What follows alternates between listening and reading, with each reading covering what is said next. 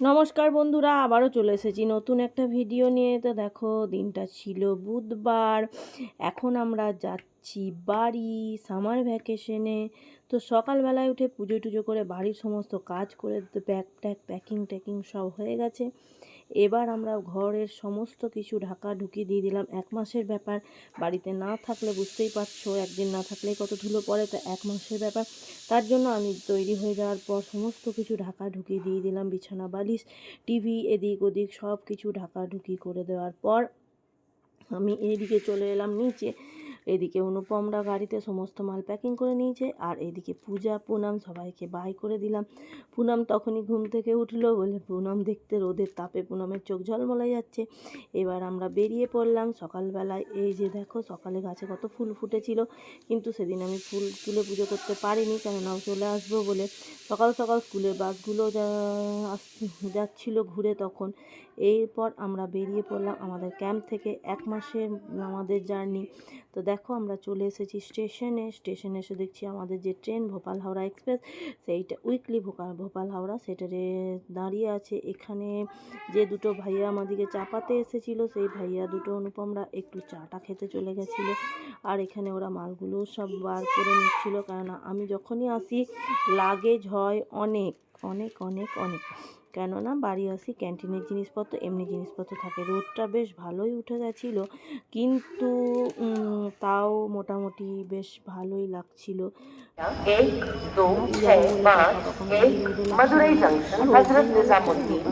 অনেকটাই কম। তা এইখানে এই যে ভাই, আমরা প্ল্যাটফর্মে উঠে গেছি।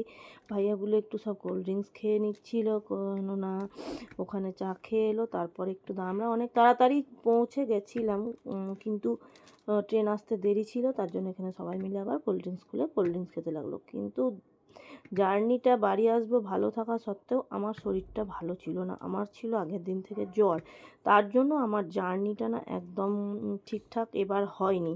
তো দেখো, আমাদের যে ট্রেনে যাব, এই যে হাওড়া ভোপাল এক্সপ্রেস, এইটা এতক্ষণে প্ল্যাটফর্মে দিচ্ছে। আর এই প্ল্যাটফর্মে দিতে লেগেছে। এবার আমরা ব্যাগপত্র নিয়ে গিয়ে যাব। আমাদের ছিল A2-তে, আর তার জন্য ইঞ্জিনের দুটো বগি পরেই ছিল আমাদের ট্রেন, আমাদের বগিটা, তার জন্য আমাদেরকে অনেকটা আগে হেঁটে আসতে হয়েছিল। তো এখন দেখো, আমরা ট্রেনে চেপে গেছি। ট্রেনে চাপার পর লাগেজ টাগেজ করার পর আমি অভ্র চলে এসেছিলাম জল নিতে। আমি সবসময় প্ল্যাটফর্ম থেকে 10 বোতল 12 বোতল যাই হোক যেমন হোক জল তুলে নিই, কারণ আবার কখন কোথায় পাবো বলে দেখি ট্রেনের মধ্যে জলটা ট্রেনে যতটা লাগবে সেরকম মতন আমি জল তুলে নিই।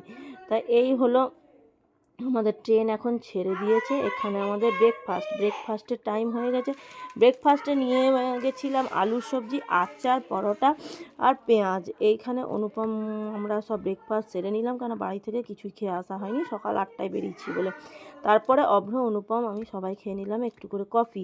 ব্রেকফাস্ট করে আমরা তখন একটু দুপুরে শুয়ে পড়েছিলাম, যে পরে তখন উঠে লাঞ্চ করা যাবে। আর অভ্র আমাকে এখানে আমার বিছানাটা সুন্দর করে করে দিচ্ছিল। তখন আমি লোয়ার বাথটাতে কেউ আসেনি বলে লোয়ার বাথে শুয়েছিলাম, কিন্তু আমরা এবার 3টেই আপার বাথ পেয়েছিলাম। আর এই দেখো, এখন শুরু হয়ে গেছে আমাদের লাঞ্চ টাইম। একটু ঘুম থেকে ওঠার পর আমরা আবার লাঞ্চে বসে গেছিলাম। লাঞ্চেও ছিল ভাত, আর এই যে ডিম সেদ্ধ, মাছের ঝোল, এগুলো সব বাড়ির বানানোই ছিল।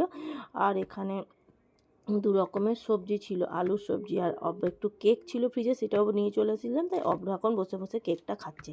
খাওয়া দাওয়া করে শুধু শুয়ে পড়ার পর বিকেলে উঠে আমি আবার একটু লাল চা খেয়ে নিলাম, কেননা আমি চাটা সহজে খাই না। আমার প্রচণ্ড ঠান্ডা লেগেছিলো বলে একটু চা খেয়ে নিয়েছিলাম গলাটা ঠিক করার জন্য। এই মনোহরের লাড্ডুগুলোও নিয়ে এসেছিলাম, তাই 2-1টা বার করে আমি আর অভ্র খেয়ে নিলাম।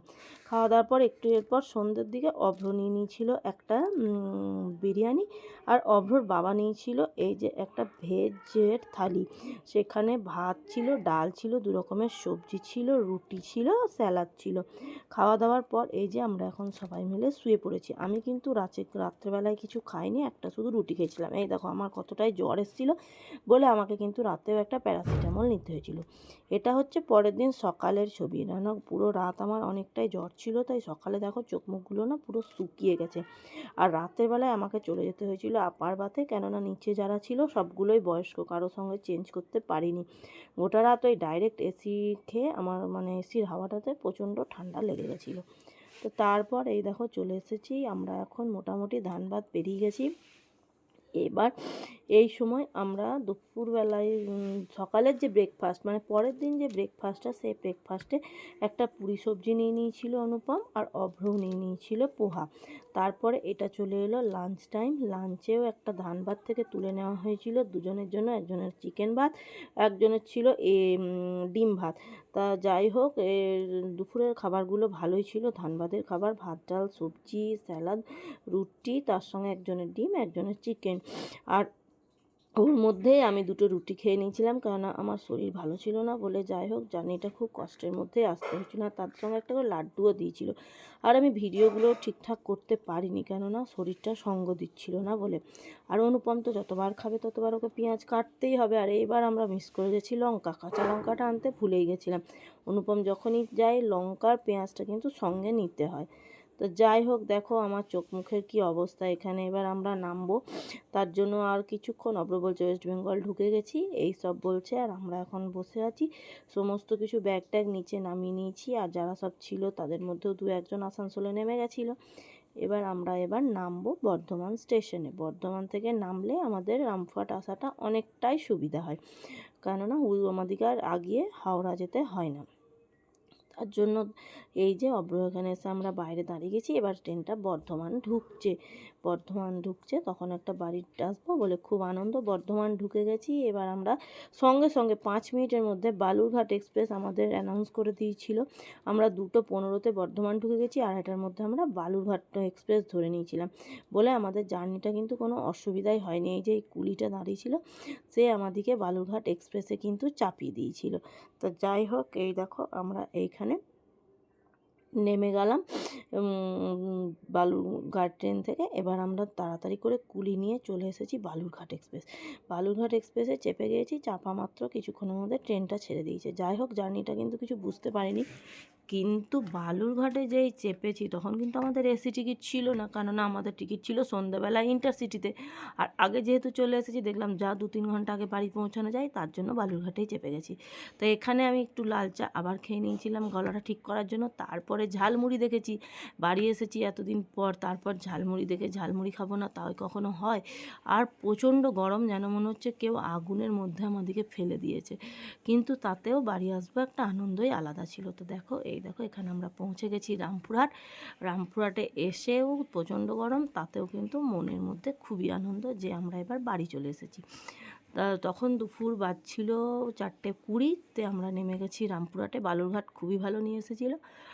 দেখো পরের ব্লগ আমরা আরও কিছুই দেখাবো। এইভাবে টোটো ওখানে চলে এসেছিলো বলায় টোটো করে আমরা বাড়ি চলে এসেছি। এই দেখো বাড়ির সামনে পৌঁছে গেলাম বাড়ি।